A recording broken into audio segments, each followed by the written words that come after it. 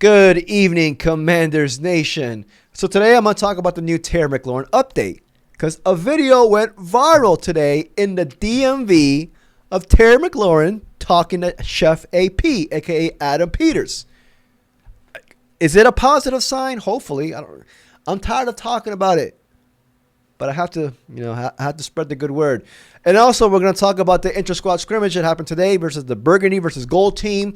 So we're going to talk about all the notes, all the reps, and everything like that. And then we're going to call it a day. So yeah, if you enjoyed this video, please like and subscribe. I would truly appreciate it. Like and subscribe, dude. So let's get to this thing. All right, let's get. I don't like talking about this, man. I don't. But you know what? This could possibly be a good sign, man. These two are out here talking to each other. Granted, he's wearing a hoodie, and it was like 87 degrees today in freaking D.C. The fact that he's wearing a hoodie, bro, in D.C. it was hot today, but it was humid. And he's wearing a hoodie, like he's probably like, I don't know, he's trying to hide his identity or something like that. Terry, we can see you. I see you. You know? To me, communication's vital. Like, looks like AP has a smile on his face the entire time. The angle's not showing it, but I can't read lips. But like, if I were to read lips, hopefully they're talking. They're telling each other how much Buddy Baker ain't shit. The agent, your agent ain't shit, dude. I'm just letting you know right now. I'll give you 30 if you fire him. I'll give you 30. He's like, word. He has that face of word. You give me 30 if I fire him. Like he has that face right now. Terry seems intrigued with this conversation. And this woman right here, she seems happy with what she's hearing. Yeah, she could definitely hear. She seems happy. If this woman is happy, I am happy in life. She is happy. Okay? Look at her smile. Like that entire video, she's smiling. She is smiling. She can hear what's going on. She's fake. Look, she is faking a conversation with this douche right here behind him. She's faking a conversation with him. And she's like, boy, shut your ass up. I'm trying to hear Adam Peters and Terry McLaurin. I guarantee you that's what I'll be doing. She's like, oh, yeah, shut up. I'm trying to hear this. So the fact that she's smiling, I know I'm reading too much into this, but I don't know, man. Look, communication is vital. And the fact that these two are communicating, we saw Terry McLaurin dap up Josh Harris, I think it was like last week on a video. Now he's there. Another report came out today from the Real Robinson channel. Shout out to Real Robinson. He's the best. Saying that Terry's been catching balls from Jaden Daniels in the bubble almost every day. That's another great sign. To me, let me get back to this. Also, like, I don't know, man.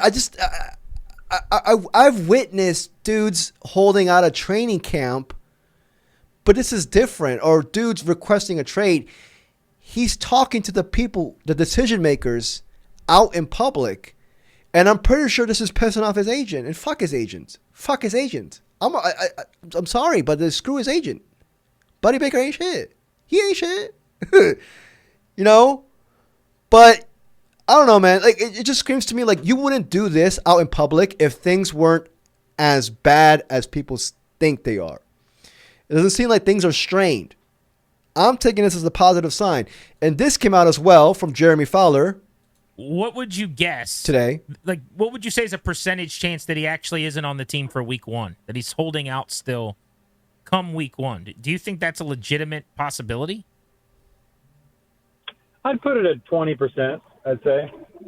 I still think there's a little bit of a chance where whatever disrespect he's felt, fuels him to dig in even more.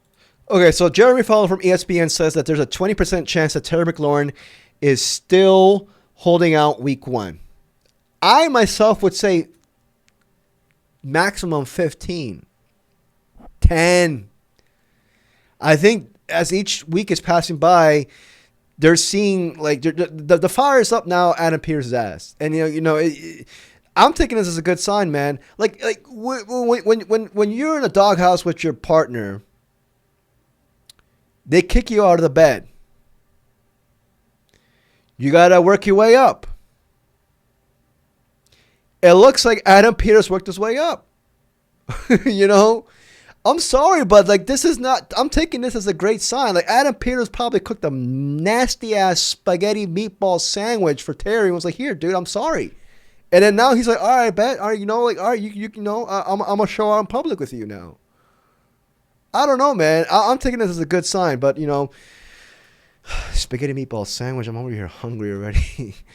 But yeah, man, I'm taking this as a good sign. Hopefully things work out real soon because I'm getting sick and tired of this. Pay him, please, pay him. All right, let's get out to this thing. So John Keim had a couple of updates here and also another article from the Commanders website. John Keim said this, that the Gold defense looked good today, applied plenty of pressure.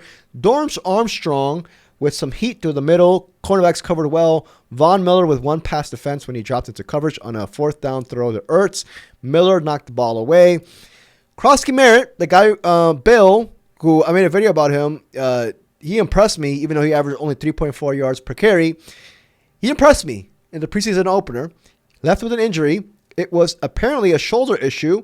Nothing big, just precaution. So that's awesome. That's awesome to hear. But he did not participate today. C-Rod Rodriguez had a nice outing today. Sustained a block at the goal line on a Hartman scramble for a TD. Hopefully maybe C-Rod could take advantage of this. I don't know. I like C-Rod. Jeremy Reeves. He was one of the main standouts on defense in preseason. He was smacking dudes left and right. He's had a strong summer. You can already tell that the new regime, AP and DQ, they're already fond of Jeremy Reeves. Don't sleep on Jeremy Reeves this year playing more snaps with the defense. I mean, I don't know. We don't know yet, but he's been showing out doing his thing. Now, with the training camp notes, this is a beautiful update from Zach Selby from the Commanders website. So Sam Hartman today started for the Gold team. He had the most consistent day of the quarterbacks, which is nice to hear because on freaking against the Patriots, it was getting hurtful watching him. Honestly, but he was crisp and accurate and ran the second string offense on 2 scoring drives. He scrambled for a TD for a touchdown. His best throw went to running back Demetric Felton, who completed a pass on 4th down. Brian Johnson was the Gold's team's offensive coordinator, and he was in his bag of tricks in the first quarter of play. He featured tight end Colson Yankov, who's actually had a solid OTA offseason. Like I said, again, C-Rod scored on the first touchdown of the day on a power option to the left. Hartman pitched it out to the former 6th-round pick who ran it in untouched. Like to hear that from C-Rod. I did hear this a lot. The Gold's team's defense made life difficult for JD5, our boy Jaden Daniels. Jaden Daniels didn't have the best of day, but you know what? It's fine. This is what training camp's for. So you want to churn out all the mistakes and the bad habits now, so it doesn't cost you when the games really matter. They've recorded 3 sacks today. The Gold team defense recorded 3 sacks today, including 2 on Daniels' final drive of the first quarter. But they also put pressure on Daniels to get the ball out too quickly. Bobby Wagner got in Daniels' face to force an overthrow to Deebo Samuel, who was wide open. Von Miller forced the pressure that resulted in a drop from Zach Ertz on 4th down. Sanister was all over the field again. Sanister's been all over the frickin'. He's been over my Twitter feed. Sanister, man.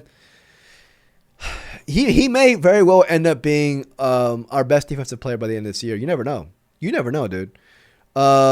He had 2 pass breakups today intended for Samuel and KJ Osborne. The Burgundy's team's best day came at the start of the second quarter. Tyler Biotish cleared away for Brian Robertson Jr. on a screen that drew the offense closer to midfield. Osborne hauled in an explosive pass from Daniels, giving the Burgundy team fits its best field position of the day. However, Daniels threw 3 incompletions on his final 4 throws. His final throw came to Michael Gallup, was short of the first down. So let me go back to here. So I don't even know why I'm wearing headphones. With Daniels having a rough day today, or seems like didn't have the best day, get it out of your system now. Learn from these mistakes, and that's one thing about Jaden Daniels that, like, obviously everybody appreciates him for his natural talent, born leader skills, or da. What I appreciate him, or one of the things that I appreciate about him the most, is that he learns from mistakes like this. He learns from his mistakes like this. We saw it all throughout his rookie year. He never made the same mistake twice. Dan Quinn highlighted that aspect of his game all throughout his interviews, press conferences last year. With this, I'm not worried about it. I think this is good for Daniels to have it now so that he can learn from this. You know, you saw Von Miller applying pressure on him. Like, you know, people dog on Von Miller regarding his age, but Von Miller, ladies and gentlemen, his pressure snap rate percentage last year was top 5 in the NFL. Granted, he's not playing full-time snaps, predominantly playing just third down, but he can still rush the passer. So, yeah, man. I'm liking this whole intra-squad scrimmage thing. You know, this is like we saw how they came out flat on preseason opener, and you know, you wanna rev it up. You need to rev it up sometimes. You need to, you know, inject. Sometimes you need to get a freaking gasoline tank and add it to the fire. Sometimes you need to do that. Because, like, you know, they looked out of it on Friday. They looked out of it. Competitive edge was not there. Toughness was not there. Physicality was not there. But I'm not worried. I'm not worried whatsoever because I have the utmost faith in DQ. We have a hell of a coach. And I think he's going to get this team right.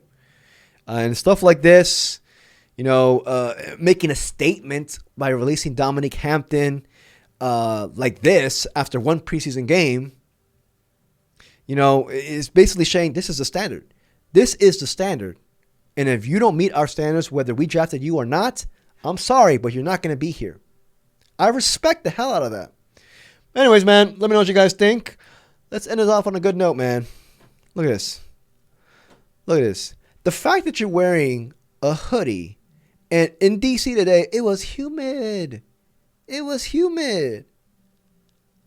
I sweat off like 4 pounds walking to Chipotle today during my lunch break. And he's wearing a hoodie because he's trying to conceal his identity. I see you. We see you, Terry. You know, and the fact that this woman is laughing is making my day. She's laughing because she can hear this. And she can say, you know what? Things are going to be all right. And ladies and gentlemen, things will be all right. Yeah, man, pay the man, please. Pay him. Enough of this buffoonery. I sincerely hope that they were talking shit about Buddy Baker.